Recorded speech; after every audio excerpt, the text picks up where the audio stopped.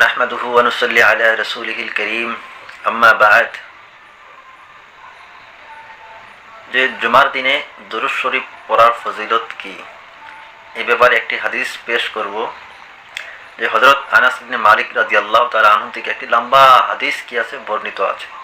তাই হাদিসটার সার অংশ খোলাসা এটাই যে কিয়ামতের দিনে আল্লাহ নবী সাল্লাল্লাহু আলাইহি সাল্লামের সবথেকে কাছাকাছি একবার নিকটবর্তী ওই ব্যক্তি হবে যে ব্যক্তি নাকি সবথেকে বেশি বেশি কি করবে, দুরূদ শরীফ পাঠ করবে।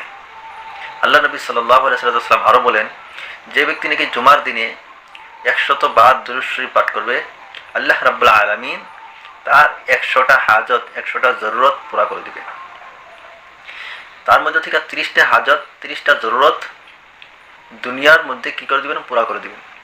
বাকি 70টা আল্লাহ রাব্বুল আলামিন কি করে দিবেন, আখিরাতের মধ্যে কি করে দিবেন, পুরা করে দিবেন। সুবহান।